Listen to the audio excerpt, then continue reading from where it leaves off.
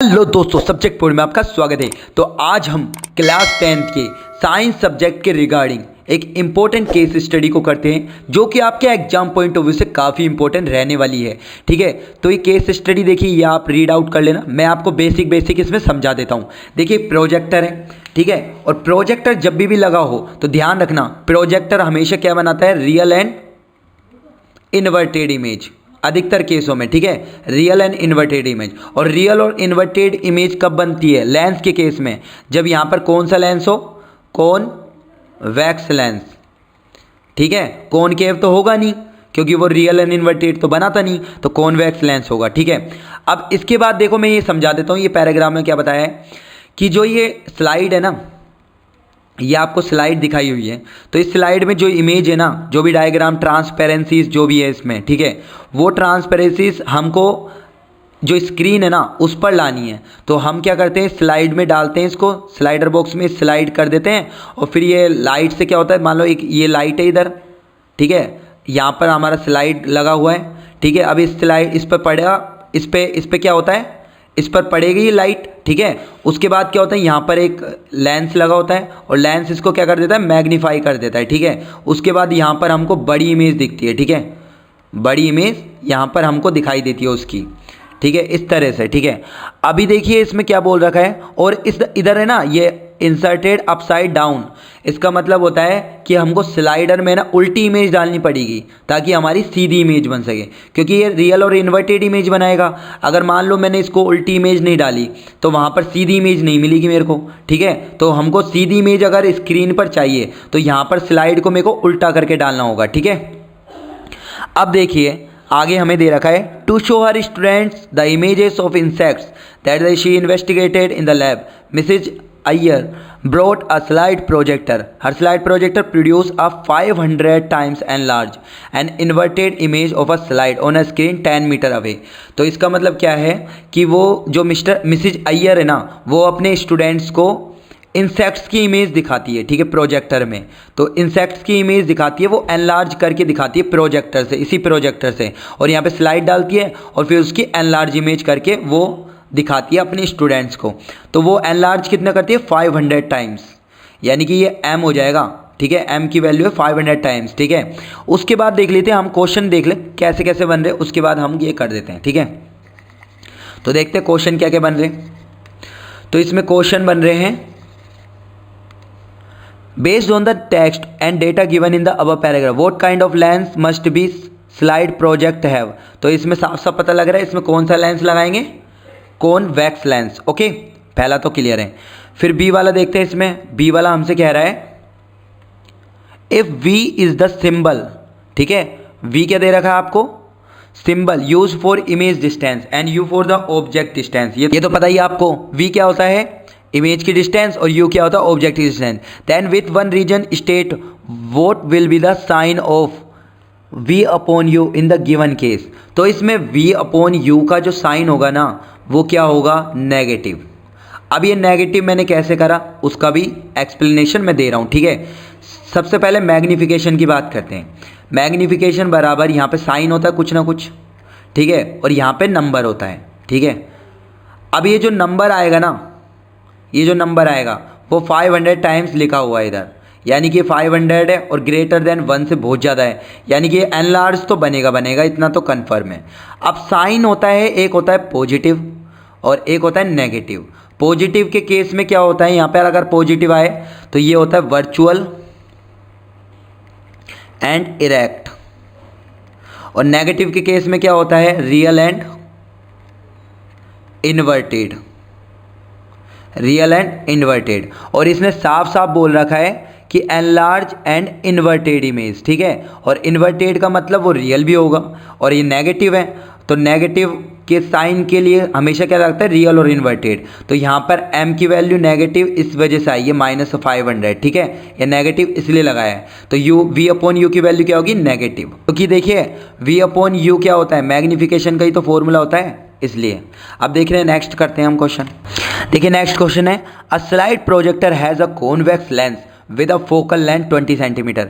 देखिए यहाँ पे फोकल लेंथ दे रखी है आपको 20 सेंटीमीटर। ओके, और कॉन्वेक्स लेंस है, कॉन्वेक्स लेंस में फोकल लेंथ पॉजिटिव होती है। ठीक है, और यहाँ पे कॉनकेव लेंस होता तो वह नेगेटिव लेते, ध्यान रखना ये बात, ठीक है। अब देखिए आगे दे रखा है slide is placed upside down 21 centimetre from the lens. जो आपका यू दे रखा है ना, जो स्लाइड को हमने प्लेस्ड करा वो कितना करा 21 सेंटीमीटर पर।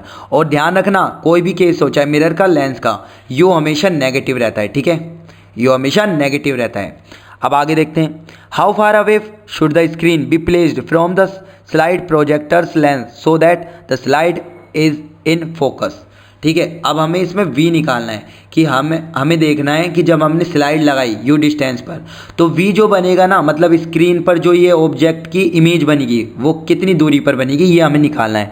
इसमें साफ साफ बोला है हाउ फार, मतलब डिस्टेंस निकालनी है v की। तो हम अब लेंस फॉर्मूला लगाते हैं। लेंस फॉर्मूला होता है 1/f बराबर 1/v minus 1/u। Okay, 1/f, f की वैल्यू कितनी है 20 इक्वल्स टू 1/v तो निकालना है, 1/u कितना है माइनस का 21। ओके, माइनस माइनस प्लस हो जाएगा, ठीक है।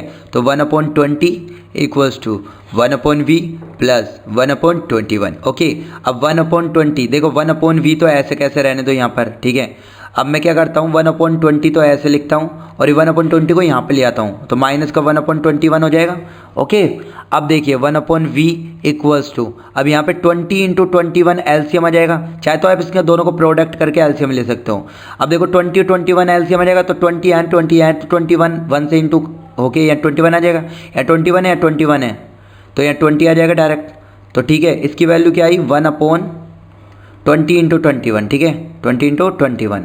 अब देखिए क्या करेंगे, अब v की वैल्यू क्या आ जाएगी आपकी डायरेक्ट, देखिए यहाँ क्रॉस मल्टीप्लाई कर देना तो v की वैल्यू आ जाएगी 20 इंटू 21, ठीक है। अब इसको मल्टीप्लाई कर लेना तो ये करेंगे तो 420 सेंटीमीटर, ये आपका v की वैल्यू होगी। तो मतलब आपका जो v मिलेगा ना आपको ऑब्जेक्ट से इमेज की जो डिस्टेंस मिलेगी वो v ऐसे मिलेगी 420। अब ये पॉजिटिव आई है तो मतलब ये जैसे लेंस है, ठीक है, इस साइड बनेगी, ठीक है। अब देखते हैं नेक्स्ट क्वेश्चन इसका। ये नेक्स्ट क्वेश्चन है और वाला, तो when a slide is placed 15 centimetre behind the lens in the projector and image formed 3 metre. देखो अब देखो यहाँ पर गौर से, ये सेंटीमीटर में दे रखा है, ये मीटर में दे रखा है। In front of lens is the focal length of lens 14 centimetre. देखिए सबसे पहले तो हम इसमें डायग्राम बनाते हैं, तो ये डायग्राम बनाते हैं हम। ये हमने क्या बना लिया हमारा लेंस, ठीक है, ये हमारी प्रिंसिपल एक्सिस होती है। ओके, ये हमारा ऑप्टिकल सेंटर होता है O, ये F1 हो गया, ये 2F1 हो गया, ठीक है। इसी तरह ये F2 हो गया और ये 2F2 हो गया। ओके, अब इसने बोला है जो इसकी फोकल लेंथ है ना वो कितनी है, वो है 14 सेंटीमीटर। ओके, और इसके बाद इसने बोला है जो स्लाइड लगा रहा है ना, ये स्लाइड जो प्लेस्ड कर रहा है वो 15 सेंटीमीटर पर कर रहा है, तो वो 14 से ज़्यादा है, 14 से ज़्यादा मतलब 15, ये 15 सेंटीमीटर पर, कितना 15 सेंटीमीटर पर, यानी कि F1 और 2F1 के बीच में आएगा, ये F1 और 2F1 के बीच में आएगा, ठीक है। अब आगे और हम पढ़ लेते हैं।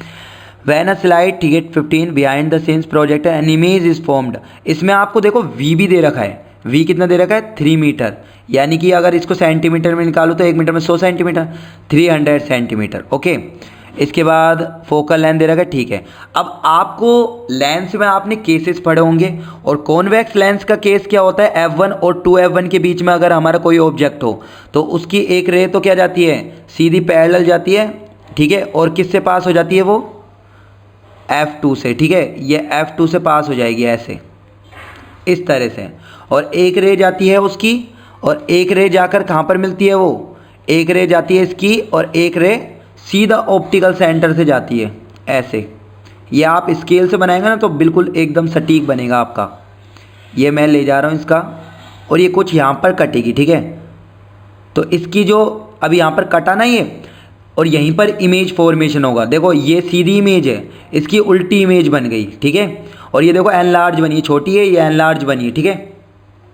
और ये कितनी दूरी पर बनी है ऑप्टिकल सेंटर से, ये दे रखा है 300 सेंटीमीटर की दूरी पर, ठीक है। तो ये ऐसे बनेगा रे डायग्राम इसका। ओके, तो उम्मीद करता हूँ दोस्तों आपको ये केस स्टडी काफ़ी इन्फॉर्मेटिव लगी हो, ऐसे ही केस स्टडीज़ की अप टू डेट जानकारी पाने के लिए चैनल को आज ही सब्सक्राइब कीजिएगा और बेल आइकन के बटन को दबाना ना भूलें, जिससे आपको टाइम टू टाइम इसी तरह के केस स्टडीज़ की अप टू डेट जानकारी मिलती रहेगी। तो दोस्तों हम फिर से मिलेंगे, बाय बाय।